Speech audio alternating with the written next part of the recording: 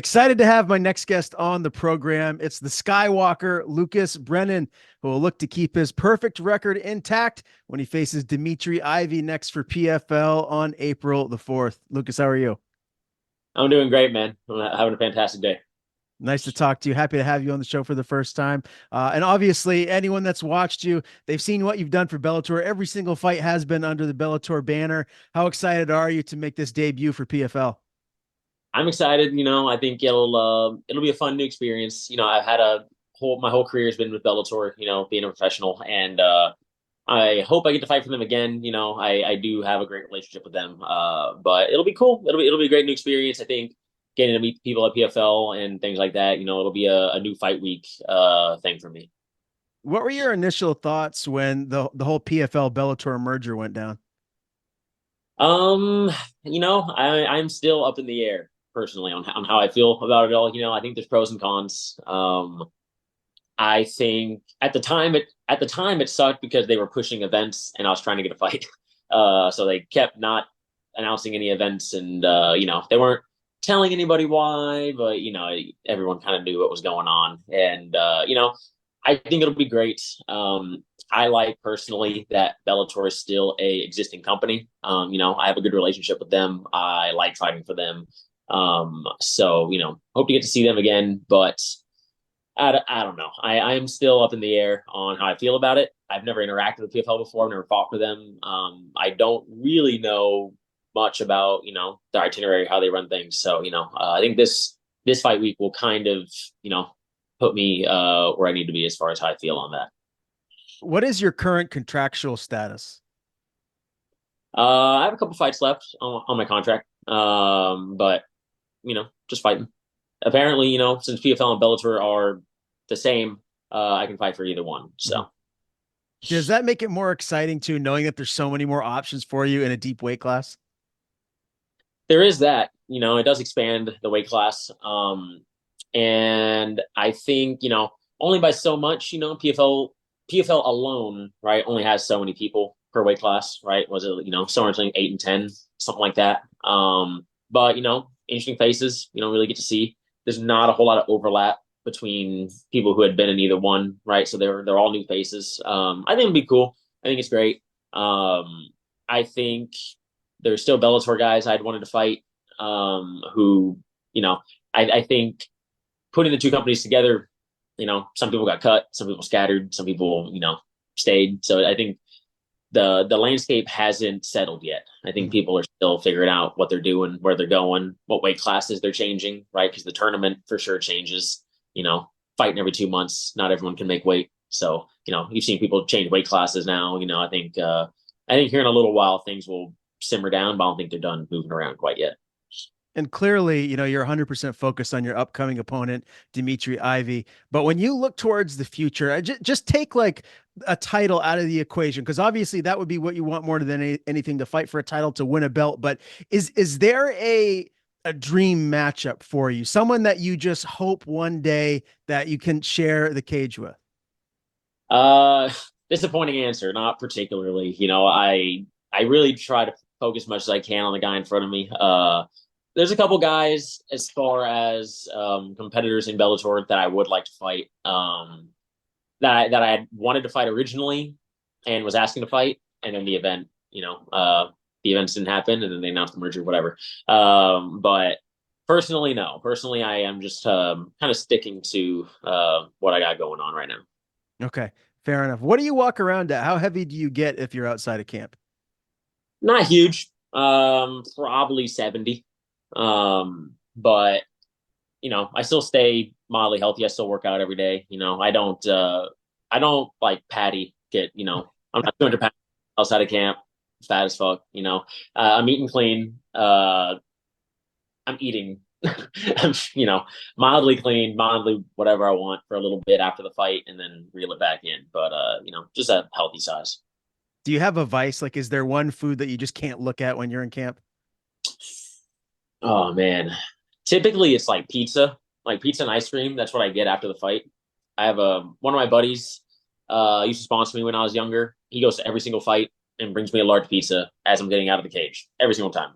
And Right now, it's Raising Cane's. I'll tell you right now. I don't know if they got them in Maine, but Cane, I want fried chicken. But after the fight, I'm getting pizza and I'm getting ice cream, Ben and Jerry's. That's like the whole spiel. It has to be that. Like it just makes the night. Yeah, I'm with you, man. I'm a pizza guy myself. I always said to my wife, I feel like in a past life, I was a Ninja Turtle with how much I love pizza. Michelangelo, Right? Yeah. Was he your favorite? Was Michelangelo your favorite?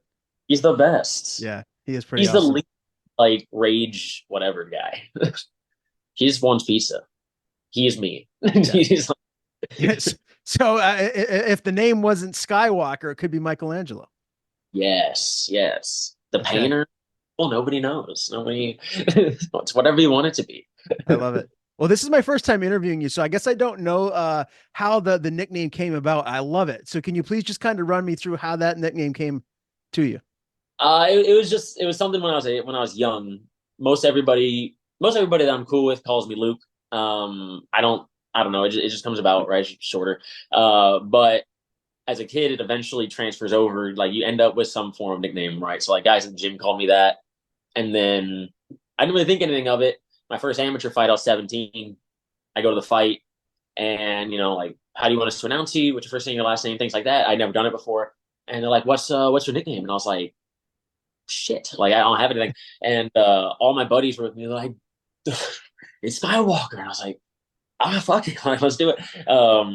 I'm not like as diehard of a Star Wars fan as it makes me seem. I do love all the movies, but like somewhat like I got like a DM. And they're like, "What happened on like minute whatever of this movie?" I was like, "No, I'm not like that. Like, I love it." I'm like, but no, it was just something growing up with the team. And like I was 14 training with the fighters, and so it grew from when I was young. What age were you when you first realized that, this is what you wanted to do? This is what you wanted to pursue for a career as an adult? I was probably wrestling in high school, but I had to really do one, right? Like my first amateur fight was kind of an experience where we were like, it was right before my senior year started. I was 17, fought a 27-year-old, and like showed up with his wife and kids. It was like a whole thing. And like, uh, we have to do that fight because I might lose and still want to do it again, or I might win and be like, fuck that. That was terrifying. Never do it again. Right. So it was kind of that learning experience. And like wrestling in high school, I did jiu-jitsu at the time for many years, right? I'm coming up on my second stripe with my black belt. I'm coming up on 13 years now. And so there's really only, as somebody who grows up doing that sort of thing, you have two routes, and you either have the route that my current younger brother's on, which is like wrestling D1 in college, right? Or it's fighting, right? I already did striking just for shits all the time growing up, and already did jiu-jitsu. Like I was a purple belt, I believe, my first amateur fight, and then I'd already wrestled for a number of years. I was like the only thing to do now with all of it is put it together, right? And little did I know I'd end up enjoying it as much as I do, and doing it like I do. I fought a couple times in high school and then took off, and no, I've loved it ever since. My father was a state champion wrestler from West Virginia, and he's the reason why I fell in love with combat sports. I remember watching like all the old UFCs with him, and just I fell in love. Do you feel like that wrestling is still the most important discipline that you need as a mixed martial artist? Yes, I think if you're a striker, you need to be able to wrestle to stop people from wanting to take you down, right? If you're a jiu-jitsu guy, you need to wrestle so you can take people down, right? Like you need it. And if you're a wrestler, apparently you can hit hard and you can do whatever you want. And that seems to be the thing with wrestlers transferring over. But like, I think regardless of what your ideal style is, you need to be able to wrestle to either make it happen or keep someone from stopping you, right? So it's like I think it's super important, and I just think it's also hard. Nobody wants to wrestle, you know, and it sucks that fans suck. Like, if you're a wrestler, people automatically hate you for whatever reason, or at least some people do. Like, if you find those states that are like any flyover state has amazing wrestling, so those people will always love wrestlers. But like anytime else, like I've sat in crowds And the minute a guy gets his takedown, they're like, he's a crotch sniffer. He sucks. Like, dude, like if he sucks so bad, why can't that other guy get up? Like it's it's such a thing, such a weird thing. And like I think everything is heavily leaning towards strikers, right? So being a wrestler is hard. And if you can't do anything with a takedown, you get stood up, right? Mm. But if I can't do anything on the feet, you're not going to put me on top of them, right? You're going to take away the effort that I took. So I don't know. I think wrestling is very important, and I think it's also important to not be just good at it, but be an active, like a Khabib on top. You need to be able to take somebody down and like ruin their life, Oh yeah. and not Like I love Ben Askren, but you can't be a I get a takedown and now I'm going to sit on top of you for 20 minutes, you know? Yeah. So No one wants to watch lay and pray, right? Like if you're going to take someone down, you need to be active. You need to be looking for a finish. You need to be looking to hurt your opponent. And I feel like, especially the hardcore fans, they appreciate wrestlers that are active from the top.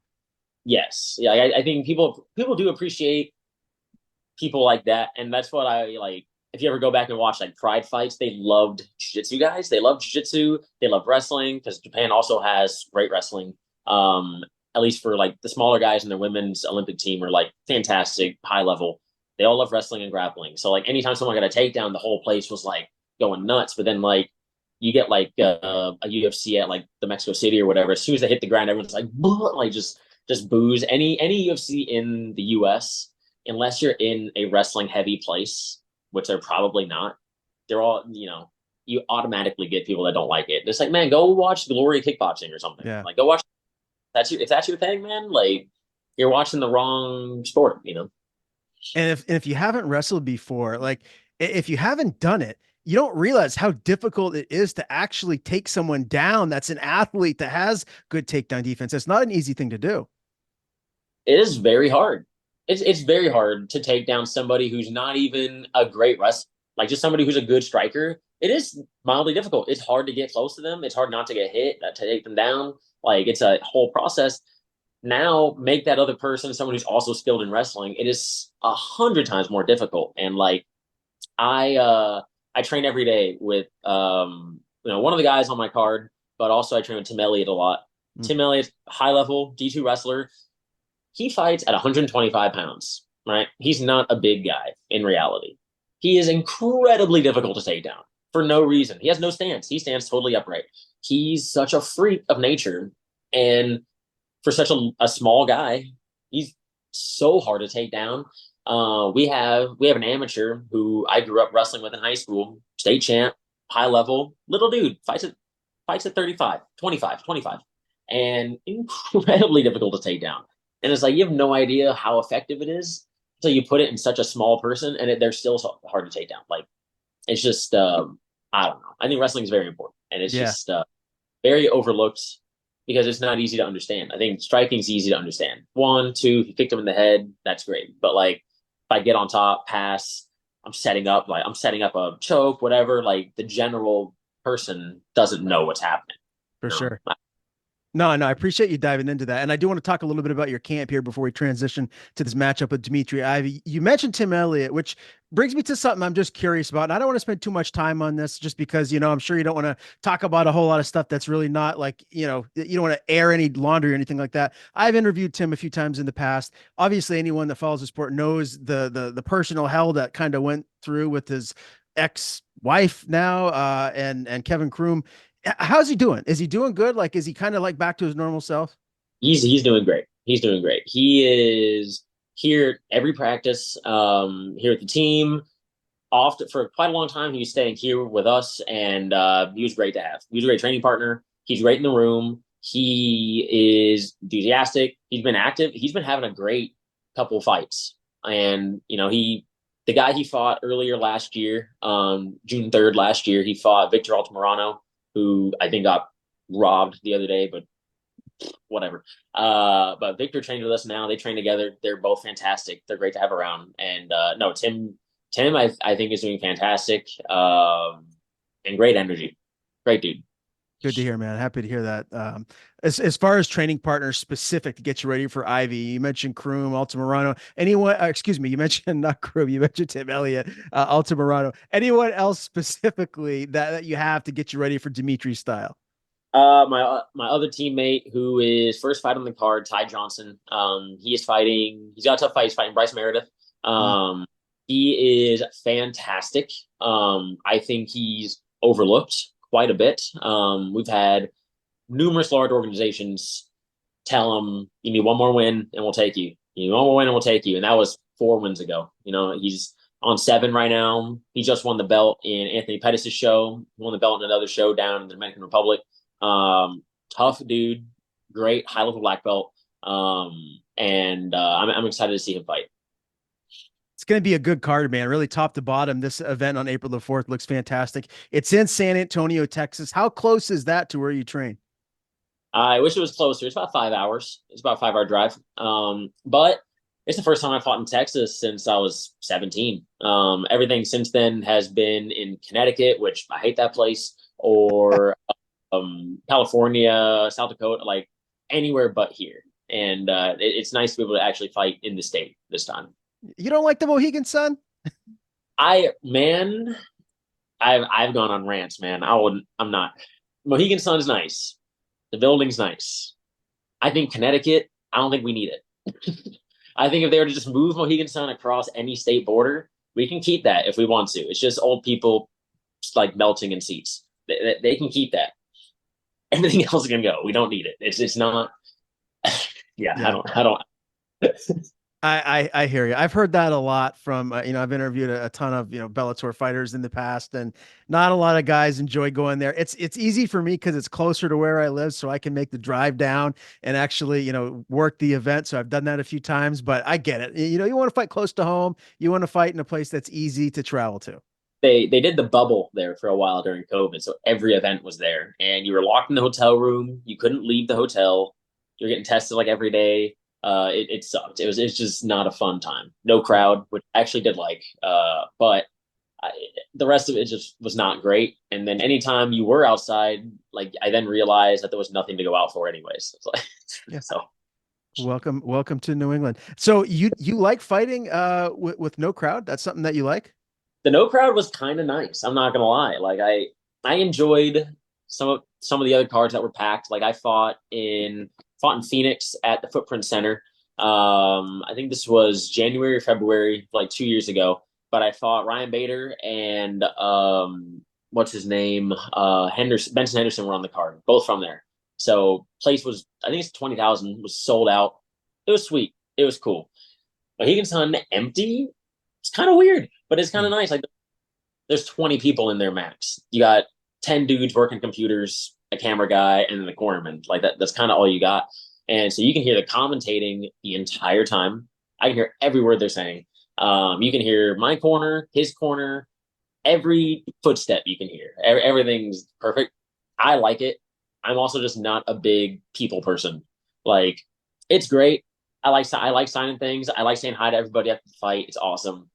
But it was kind of nice to fight, go do the post fight interview.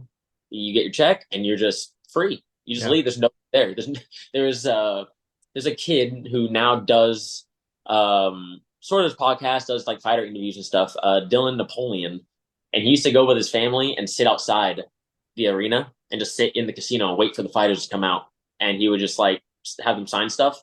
And then I saw him at fights later as like you, and I was like, like I was like, I remember you. You were the one fan for like a year. So he's like, I do this now. I was like, sick, nice.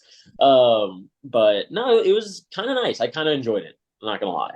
Okay, I hear you, man. I appreciate that. I just don't ever want to go back to COVID times. That was the It, weirdest time we've ever lived through, and I never want to see it again.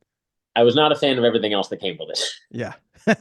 Fair enough. Let's talk about Dimitre Ivy, shall we? This is actually his debut fight for PFL or Bellator. He really hasn't fought, I guess, overall the level of competition that you have, but he has been in there with Alexander Hernandez, Daniel Pineda, Jesse Butler. So he has some tough fights on his record. But I just feel like you're probably a heavy favorite here in this fight. Like you should go in and win. Do you feel that? Like, do you feel like the pressure to not just win, but kind of put him away? I think negating him just in general, there's a pressure to put the person away. He does have tough opponents, right? Like I don't think his like he has a okay record. I don't think it reflects some of the people he's fought. He's fought some people that weren't great, right? Everybody has, but he fought some tough guys. Jesse Butler's tough. Hernandez is tough. Pineda's super tough, right? Like all good guys. And fought high level guys just prior to them being in a higher level, right? So it's still, there's still tough fights, and I think he's still incredibly tough. He's great kickboxing, good wrestling, high level jiu-jitsu black belt, right? Which I haven't been able to really fight against, right? So like I think it'll be fun. I'm excited to fight him. And I think the goal is always to put him away, right? Like I have one decision, and down was low key one of the most fun I've ever had.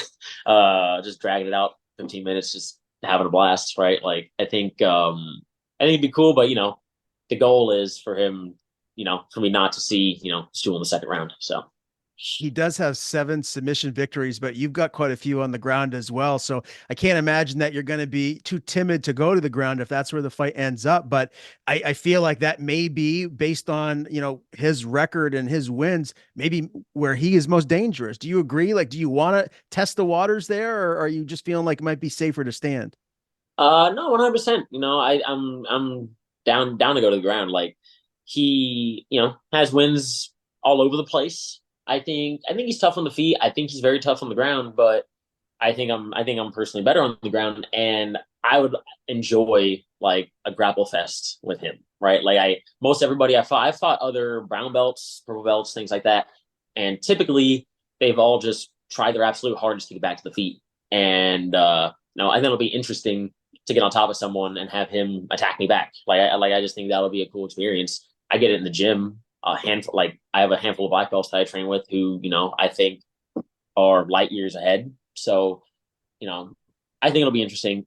I'm not timid with the ground. I think it'll be awesome. I would like to go. I hope I walk out and he shoots on me and we can just get straight to it. But I don't really expect that. I don't think I've had one person kind of half shoot on me and that was it. So we'll see what happens. But no, I'm excited no matter where we're at.